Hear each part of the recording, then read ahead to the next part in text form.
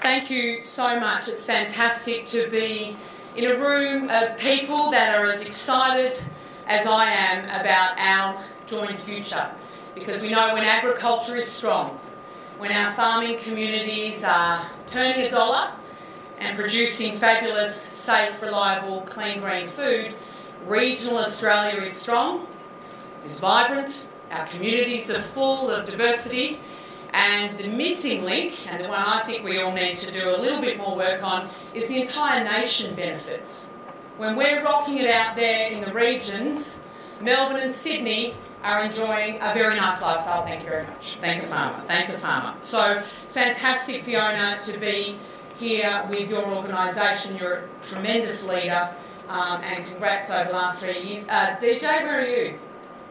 All politics is local. Hello, President of the Victorian Farmers Federation, and everybody else here as leaders. I'm really looking forward as the admin for about 15 weeks, looking forward to the next 3 years and hopefully beyond, to build a robust, resilient, profitable sector for our regions and working with each and every one of you. So I'm stoked to be able to speak on behalf of our government about the mighty work that our farmers are doing, their families, and for our country.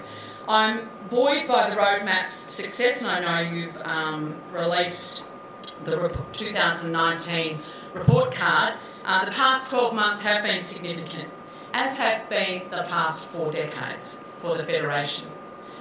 As a heads up, it's International Day of Rural Women's tomorrow on the 15th of October, and I'm proud that female representation across leadership in agriculture has grown as much as it has. Farming has always been a partnership in this country.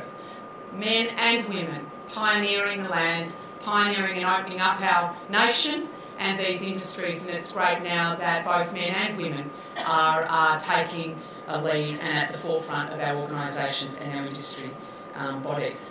I'd also like to pay my respect to the traditional owners on whose land we meet today, and pay my respects to their leaders past and present, their elders. We all Australians actually owe the NFF a great debt of gratitude. For 40 years now, you've been defending the rights of Australian farmers, influencing our leaders, cajoling our policymakers, and breaking down trade barriers and educating consumers. Indeed, it's my hope that every Australian is aware of the profound and enduring role of the NFF that you've played in assisting to grow agriculture close to the $60 billion industry it is today. Unity has defined your organisation, especially during the 1980s and 90s, and I'm old enough to remember that drought and the significant structural adjustment that agriculture was making across the country, and the pain that that caused so many. It was just down from here in Old Parliament House when in July 1985 more than 45,000 farmers, their families and supporters gathered as one to send the Labor government a resounding message that enough was enough, high taxes and high interest rates were suffocating primary industry. Not much has changed there. It was a monumental, history-defining show of unity. Before the NFF was formed, the government of the day could choose any one of 26 farmer representative bodies to get their advice from. So you'd pick one that agreed with you and go with that. You'd have someone to justify your case, which would in effect be dampening the growth of agriculture. But the NFF has been speaking as one voice for over 40 years. And as a policymaker and agriculture minister, I rely on that unity, on the decisions that I have to make. Our government is hearing you loud and clear as we develop Australia's food and fibre plan into support your roadmap, industry's roadmap towards $100 billion agriculture production by 2030. No question, agriculture, fisheries and forestry exports are an economic powerhouse to our nation. Australia is one of the top 10 agricultural exporting countries in the world, and we export around 2/3 of what we produce. Strengthening the competitiveness and the productivity of Australia's agriculture sector is a key commitment of our government. We want to realise the opportunity for growth in our regions and around the globe. Many are doing it tough at present because of the drought, but I'm a firm believer that the best days for our farmers, for our industries in our communities are ahead of us. $100 billion by 2030 is an ambitious target. We'll all need to work smarter, produce more, or produce differently because it's worth more, and we need to export more. Looking at the current trends, transformational change is needed for this target to be realised. And I think that's what we need to work on, is identifying targets right across agriculture that all of us can actually work towards achieving. Our government is committed to developing a national plan that builds on your work in consultation with producers, industry, the research community, and importantly our state and territory governments, all of whom have important roles to play in realising this goal. My job is to get out of your way and give and facilitate your capacity to drive the profitability of your industries, to work with you. We're not in North Korea. Our farmers know how to produce fabulous food. In many cases, some of the barriers to them being able to do that are government being in the way. So by working together, I'm confident that we can actually get there. So I encourage you all to share your views as we go forward, and we'll be setting up a range of mechanisms, formal and informal, for you to be able to do that. In terms of we need to safeguard our pest and health status through a strengthened biosecurity system. It's one thing that keeps me up at night. Maintaining, growing and diversifying our markets with a focus on building trust and confidence in Australia's prominence, safety and brand. Boosting industry productivity and profitability, competitiveness with a modernised innovation system, and support for digital infrastructure right across agriculture and in our communities. So, and that's so needed for efficient supply chains and profitable regional businesses. We need to ensure that you have the right workforce with the right skill set when you need it and in the right place. And critically, building a sustainable and resilient industry that can respond to a changing climate and a steward for future of the finite resources that you rely on. We've made a sizable down payment on the agenda, which I'll touch on shortly. I'm passionate about working with each and every one of you towards this goal. And that's why our government is developing the Australian Food and Fibre Plan to set out what we'll be doing to support the rollout of your roadmap.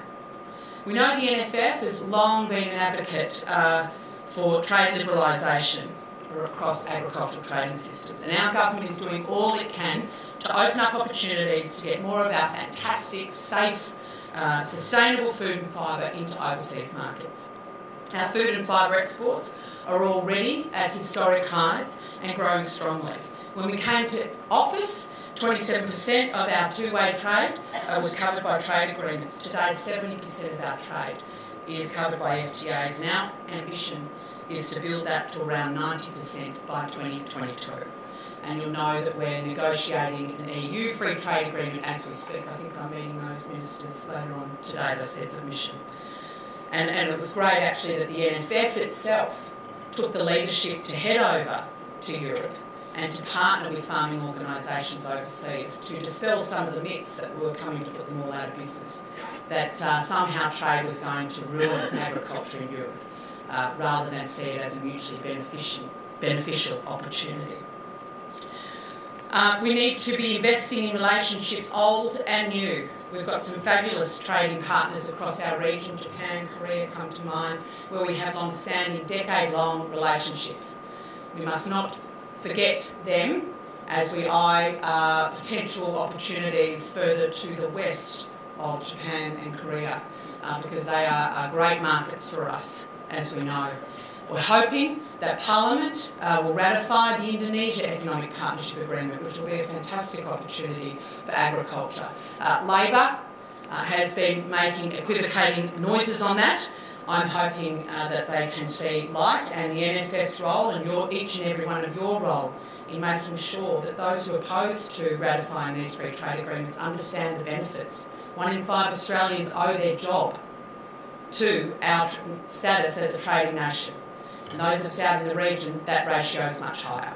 So it's important that everyone understands how important these trading arrangements are.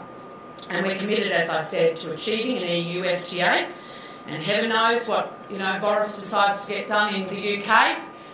We will be working in the national interest to make sure that we get your product into that market as soon as possible. As I said, biosecurity is the thing that keeps me up at night. And everything we do, our entire reputation globally is built on our pest and disease-free status. So when African swine fever, put up your hands if you haven't heard about it. Oh, thank God. Excellent. You're probably the first group of people I get to speak to that there's not a lot of hands that go up, and that's part of the problem. Right across Australia, agriculture understands how important biosecurity is. Farmers understand. They fill in their declaration forms, even if they haven't been on farm, even if they've only been on holiday and gone for a hike. But the rest of Australia needs to understand that biosecurity is everybody's problem and the risk is very, very real. 2,700 pork producers employing over 34,000 Australians across that industry are at risk of African swine fever at our doorstep, Timor-Leste, Philippines, and we're looking very, very close at that. You know the stats around the world's pork population are being decimated as this ravages pork industries right throughout Southeast Asia. It's only been one country, the Czech Republic, has actually eradicated it. They actually had to send the army into the forest and shoot all the feral pigs. Night after night after night after night. That's how they got rid of it. So it is a very, very big issue for us. We're taking it very, very seriously. Border checks over the last 8 months. We've increased surveillance on people and parcels, which are the two pathways this particular disease comes through. And we've seized 27 tonne of cooked pork. Of that, a significant proportion has been contaminated because we test everything. So we are going very, very hard now. You won't be able to go through an airport without pamphlets, border security officials asking you questions, etc., ramping up our response to that. We do have a robust biosecurity system. We do have strict penalties. But I'm of the opinion, if you seek to damage our reputation, risk the livelihoods of our farming communities and our regional communities, you do not deserve to leave your suitcase of cooked pork with the Border Force official and head out to see your families or go on holiday. You deserve to be sent home. You deserve to be sent home. So I'll be looking forward to that occurring. My agricultural officers, the biosecurity officers at the border, are very clear of their minister's perspective, and I know they take that very, very seriously, as do our Border Force officials. I think the exciting thing about ag is when you look forward, and so much stuff is going on farm with agri-tech, that it's a completely different industry than it was 15 years ago. Globally focused, you're flying drones, you're checking grain markets across the world, and it's an exciting career, an exciting sustainable career out across regional Australia. And so I think that employment of science, making sure you've got the digital infrastructure right throughout regional communities for farmers to be able to take advantage of that is crucial to our development. Oh, I'm sorry. I'm way over time and I'm only halfway through, so we'll just... anyway, so you know that we've got doing a review of the research and development system. We've got about 15 RDCs. I announced it at the Rural Press Club in Queensland a few months ago. The discussion paper is out with you now. I want creative thoughts. I've probably done the wrong thing in politics. I've actually asked a question that I didn't know the answer to. They tell you that's bad, but I think if you're wanting once-in-a-generation reform, then you actually have to be brave enough to do that. And we as an industry have to be brave enough to leave the formal and informal conflicts of interest and our own self-aggrandising agendas aside and think what is going to be the system that delivers back to levy payers profitability, that delivers back to taxpayers a vibrant and sustainable agricultural industry, and that has appropriate governance structures. So, and also answer the question about advocacy for me too, because I think the NFF is a powerful single voice in this space. but we do need to make sure that advocacy is appropriately funded in this country so that you can have that conversation, not just with me as as a parliamentarian and the admin, but with our community, because our community misunderstands what we do, how we manage our land, how we manage our water, how we manage our stock, the great animal husbandry practices that are occurring on each and every farm, and we need to be able to dispel the myths that our enemies seek to perpetuate, and we need to do that together. We are standing with our drought-affected communities and our farmers based on the review of the Farm Household Allowance, which is my patch. Minister Littleproud has made a raft of announcements in his area of responsibility, and we're going to keep standing with our communities as this drought rolls on, and nothing is going to fix it other than rain. We know that. But even when it does rain, we know there's at least 3 to 5 years of a recovery period. Our herd is at a 25-year low. We know there's going to be issues when it does rain, people holding on to stock to regrow herds. That's going to have a raft of flow-on effects into our regional communities. So we are keeping a very watchful eye on that, and your role in keeping us informed is paramount. In closing, Australian farmers are feeding people the world over. Our safe, high-quality produce is extremely well sought after. Our industries are resilient, even though they're facing punishing droughts. Profitable and productive farm businesses underpin not just thriving regional communities, but indeed our national economy, something I keep reminding Josh of. The Australian Government will continue to stand with you on your exciting journey to achieve $100 billion by 2030. I'm looking forward to catching up with you at tonight's gala dinner, celebrating your 40th. Yes, I'm celebrating 50 this year, but yes, well done you. Thank you for all the work each and every one of you do in your communities and your industry bodies. We are on a great journey together. We're going to get this done, and I'm excited about what we're going to be able to achieve on behalf of our farmers. Thank you. Thank you.